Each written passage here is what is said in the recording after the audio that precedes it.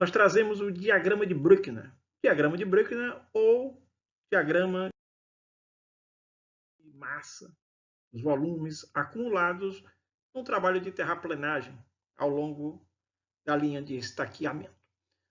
No diagrama de Bruckner, nós temos a representação dos volumes de cortes e aterros, e isso facilita o trabalho de programação tanto dos equipamentos que serão demandados, quanto a otimização de cortes e aterros. A gente vai, então, otimizar empréstimos e equalizar o trabalho de terraplenagem tanto quanto possível, na programação de bota fora, na programação de empréstimos. A apresentação deste diagrama, embora não seja algo preciso, algo de grande precisão do ponto de vista do processo de corte, de aterro, constitui uma estratégia muito boa e facilitadora, sobremodo útil e confiável para a programação dos trabalhos. Nesta representação de um projeto de terraplenagem, nós temos trechos de cortes, depois trechos de aterros, e é interessante que a gente tenha, desde que geotecnicamente viável, um aproveitamento daquele volume cortado num empréstimo consecutivo. Às vezes eu tenho um corte e no trecho seguinte eu tenho um aterro. Às vezes eu tenho um trecho em que está previsto um aterro, em seguida eu tenho um material de corte, eu digo na sequência do estaqueamento. Nesta figura, esse trecho daqui para cá se refere a um corte. E aí eu percebo por esta linha periférica. Na sequência, eu tenho um trecho em aterro e eu percebo por esta linha também que se representa aqui. Quando eu tenho o trecho da plataforma e na área de corte, representação assim, já fica nítido que ali eu tenho que remover material, tenho que extrair material. É o que a gente tem nesse primeiro trecho. Se neste outro eu observo a plataforma aqui em suas fronteiras e essa representação aqui denota que estará havendo um aterro. Então, esse trecho é de aterro, esse trecho é de corte. Essa é a interpretação de um projeto de terraplenagem. Mas a gente quer ir além, a gente quer representar esses volumes de maneira que eu possa, de fato, programar bem todo o trabalho e dimensionar adequadamente a minha equipe. Representação que nos facilita essa ação é o diagrama de Bruckner, considerando que eu tenho, ao longo do estaqueamento, ao longo do perfil longitudinal da rodovia, seções em aterro, em que eu vou ter que depositar um volume de terra para conformar a plataforma, outros trechos em que eu vou precisar cortar o terreno, remover solo, e tenho também seções em que eu tenho um híbrido, parte de corte, parte de aterro. Tanto quanto possível, eu vou tentar, eu vou buscar aproveitar o volume extraído de um corte num aterro subsequente. Mais uma vez, enfatizando, desde que geotecnicamente o material apresente boas condições. Claro, se eu faço uma remoção de solo mole, esse solo não vai se prestar a execução de um aterro e aí a atitude é de bota fora. O gráfico que vamos explorar nesta videoaula apresenta ao longo da abscissa, ao longo desse eixo, o estaqueamento.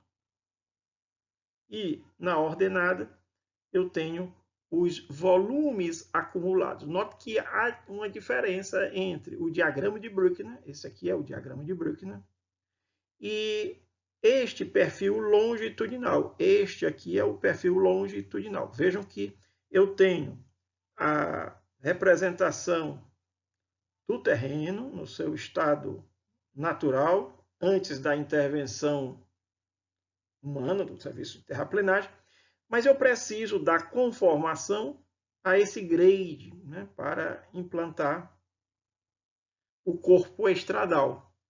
Então, vejam, aqui eu precisarei fazer cortes neste trecho.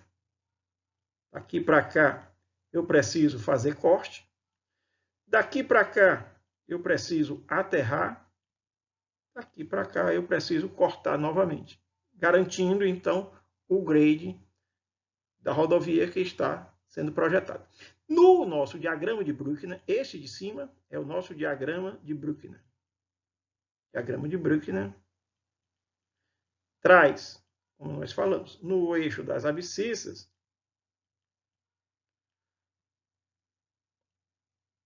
o estaqueamento. E quando a gente fala em estaca, tipicamente a dimensão de uma estaca é de 20 metros. 20 metros corresponde a uma estaca. 10 estacas, 200 metros. 5 estacas, 100 metros. Então, vejam, como são volumes acumulados, eu tenho uma subida da minha curva de Bruckner, ou do meu diagrama de Bruckner, sempre que eu estiver promovendo um corte. Execução de corte implica acúmulo de volume. A partir do momento em que eu passo a executar um aterro, o volume acumulado vai diminuindo gradativamente. Eu tenho uma curva num processo descendente. Então fica muito fácil a gente compreender. Sempre que a curva exibe uma ascensão, nós estamos num processo de corte. Sempre que a curva exibe um aspecto de descensão, de descida, nós estamos executando um aterro. Neste nosso exemplo, levando aqui a curva vermelha como o diagrama ou a linha de Bruckner, esta é a linha de Bruckner, nós vamos observar que entre o ponto A e o ponto B, nós temos uma compensação. Compensação por quê? De A até este ponto, tudo que eu acumulei no corte, eu usei deste ponto até o ponto B para aterrar. E se a gente colocar em correspondência o perfil longitudinal daquele trecho, eu vou observar que o ponto A, que corresponde aqui, o ponto B, que corresponde aqui, ou seja, todo este volume que eu cortei, eu estou aqui agora aproveitando para executar este aterro. Uma área no desenho do perfil longitudinal significa volume. Fisicamente, uma área que eu apresento neste gráfico inferior representa volume.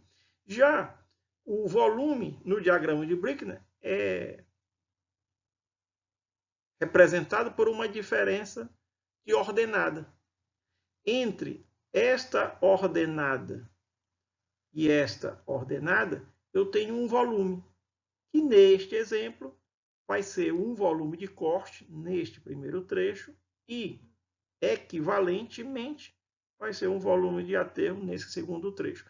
De maneira que eu digo que entre os pontos A e B ocorre uma compensação. Daí nós falamos que esta linha é uma linha de compensação. Uma linha de compensação por quê? Porque nessa linha eu tenho parte do trecho em que ocorre corte e a outra parte em que ocorre aterro, de forma a se compensar uma ação e outra. O volume produzido e acumulado no corte vai ser equivalente ao volume aproveitado no aterro. Repetindo, entre os pontos A e B, eu tenho uma linha de compensação, porque tudo que eu acumulei no corte, eu estarei aproveitando em aterro. Entre dois pontos extremos de uma linha de compensação, eu tenho os dois processos, processo de corte e processo de aterro. Acontece que, às vezes, o processo de corte vem antes do processo de aterro. Noutras vezes, o processo de aterro vem antes do processo de corte. Neste primeiro caso, explicitando aqui os pontos A e B, o que evidencia que o corte vem primeiro do que aterro é o ponto de máximo. Então, para a gente fixar bem, sempre que o diagrama de Bruckner exibir um ponto de máximo, significa que eu tenho primeiro um corte e depois eu tenho um aterro. Por outro lado, sempre que um trecho, e aí esse segundo trecho aqui é também um trecho de compensação, se eu indicar aqui um ponto C, o trecho BC também é uma linha de compensação, tudo que eu usei para aterrar esta primeira etapa, eu posso extrair do corte subsequente. Neste caso, por quê? Porque eu tenho um ponto de mínimo. Quando eu tenho um ponto de mínimo, a ação de aterro é precedente à ação de corte. Mas como é que isso pode ocorrer? Evidentemente, não é viável. O que a gente vai dizer? É que quando eu tenho um ponto de máximo, o processo se desenvolve na orientação do estaqueamento.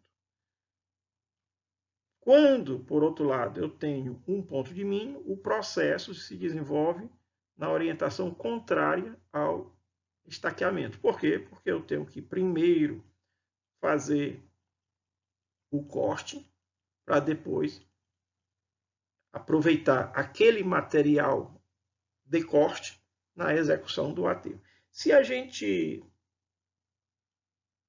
confrontar com o perfil longitudinal, a gente vai perceber que todo ponto de máximo, assim como todo ponto de mínimo, no diagrama de Bruckner, estará associada a um PP. PP é um ponto de passagem.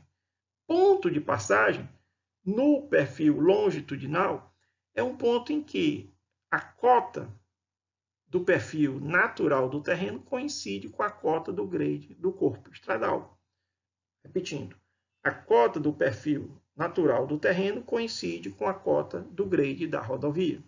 Quando isso se dá, quando eu tenho um ponto de passagem. Todo ponto de passagem, quando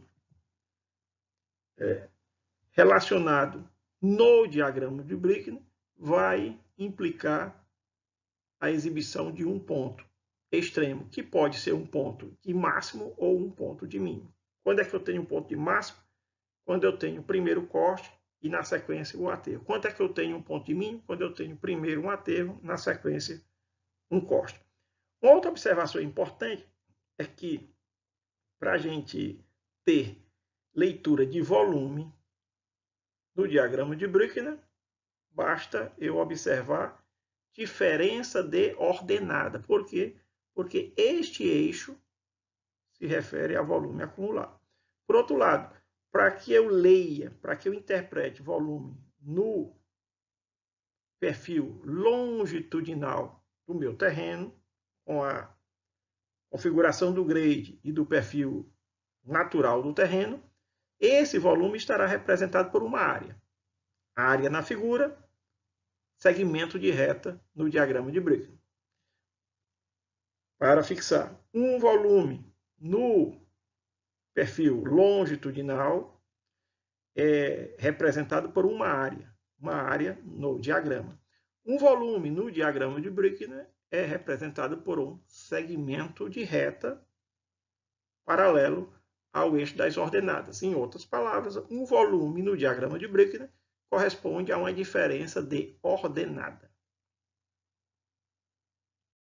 Neste exemplo aqui, já com alguns apontamentos numéricos, nós podemos observar que da estaca 100 até a estaca aproximadamente 102,7, 102,8, eu tenho uma linha de compensação e tenho um ponto de mínimo. Então, aproveitando o conhecimento da tela anterior, eu posso dizer que neste trecho, neste primeiro trecho da minha primeira linha de compensação, eu vou ter um aterro seguido de corte. Como eu preciso primeiro cortar para aproveitar o material na execução do aterro, eu vou dizer que o trabalho se desenvolve na orientação contrária do estaqueamento. Veja que o estaqueamento está indo de 100 até 120. Na segunda linha de compensação, eu já identifico aqui um ponto de máximo. Se é um ponto de máximo, é porque primeiro eu tenho um corte, ou seja, eu acumulo o material do corte, seguido aterro. E aí, na sequência, eu tenho aqui uma terceira linha de compensação, tenho aqui um ponto de mínimo, então tenho um aterro, seguido de corte. Mais uma vez, eu vou ter o desenvolvimento dos trabalhos contrariamente à orientação do estaqueamento. Aqui, no sentido do estaqueamento, aqui no sentido contrário ao estaqueamento. Aparecem alguns conceitos importantes. Conceito de DMT, conceito de MT. MT é o momento de transporte. DMT é a distância média de transporte. E como é que essas duas grandezas se relacionam? A distância média de transporte, que é um parâmetro importante, é uma grandeza importante para a gente fazer o orçamento da obra, quanto custa o deslocamento, quanto custa e quantas viagens eu tenho que fazer no meu equipamento de transporte. Distância média de transporte é a relação, a divisão entre o momento de transporte e o volume transportado. Em alguma literatura, a gente também pode tratar o DMT, a DMT, distância média de transporte, como sendo a razão entre o momento de transporte e a massa transportada, dependendo de como nós estejamos expressando o momento de transporte. O momento de transporte pode ser representado ou pode ser expresso em metro cúbico quilômetro, como pode ser expresso em tonelada quilômetro. Neste nosso desenho, nessa nossa figura, o momento de transporte está sendo representado aqui por metro cúbico Dan, decâmetro.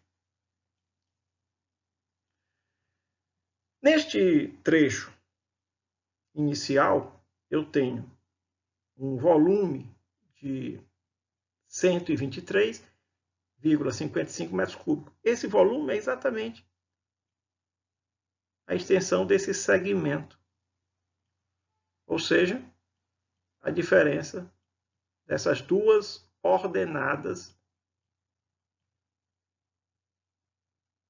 876,45 a 1.000. Essa diferença aqui é o nosso volume. E como é que eu calculo a DMT? DMT vai ser a área do diagrama de Brooke, né? Essa área achurada, essa área aqui, é o momento de transporte. Quando eu divido este momento de transporte aqui, pelo volume transportado, eu tenho a distância média de transporte, no caso aqui 3 Dan. Cada Dan significa 10 metros. Um Dan, um decâmetro, 10 metros de extensão. No segundo trecho, eu tenho volume 128,44 metros cúbicos. É essa área aqui, sob a curva, nesse trecho. A distância, o volume, melhor dizendo, é a diferença de cota. É a altura dessa onda. O momento de transporte, o MT, este sim, é essa área. A área sob a curva é o nosso momento de transporte. Mas o que eu preciso saber para fins de orçamentação e planejamento é a distância média de transporte. Distância média de transporte vai ser essa área, que é o nosso momento de transporte, dividido pelo volume transportado, que é a diferença de cota. Diferença 1.000 até a ordenada do pico da curva, do ponto de máximo. Eu tenho aqui no quarto trecho de compensação uma cota que está acima da cota do terceiro trecho. Essa diferença aqui, que eu meço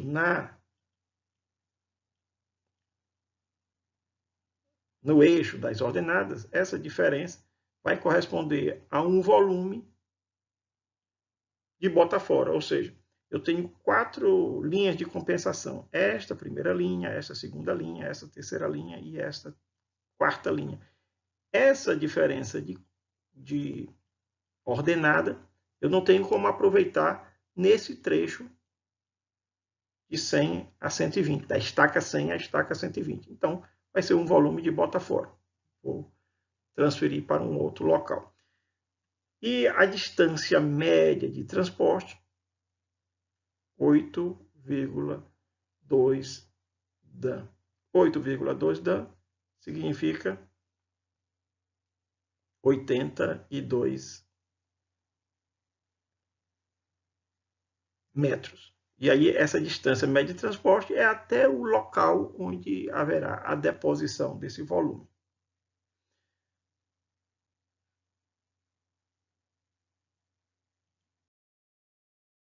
Lembrando da figura anterior que o eixo das abscissas corresponde ao estaqueamento sequenciado de 100 a 120. Cada estaca traduzido por uma distância de 20 metros. Prosseguindo aqui, para fazer uma síntese e um fechamento desta explanação, nós temos o diagrama de Brooke, né? Como essa onda, então sobe, depois desce, depois sobe de novo. E aqui a gente evidencia 3 trechos de compensação. A gente fala sempre em compensação, mas claro que essa compensação está condicionada às características geotécnicas do solo que está sendo extraído. A gente só aproveita o solo do corte num aterro subsequente se geotecnicamente esse material for de qualidade adequada no tocante à sua capacidade de suporte, no tocante à sua expansão, o seu caráter granular ou coesivo. Então, tudo isso tem que ser levado em conta. Plasticidade, liquidez. Nesse primeiro trecho, eu percebo, e aí estamos no intervalo das estacas X e Z, eu localizo nesse trecho um ponto de máximo. E esse ponto de máximo vai indicar para nós que eu tenho primeiro um corte, seguido de um aterro, e aí a setinha se orienta conforme o sentido de escoamento. No segundo trecho, e é só resumindo o que já foi colocado aqui, no segundo trecho, do ponto 3 ao ponto 5, eu vou localizar um ponto de mínimo, significa que primeiro eu tenho um aterro, né? O aterro vem antes do corte, e aí o desenvolvimento dos trabalhos se dá em sentido contrário ao estaqueamento. Voltando aqui, a subida da onda e a descida da onda no trecho de 5 a 7, entre os pontos 5 e 7, no diagrama de Brickner, eu vou localizar um ponto de máximo, mais uma vez, significa que a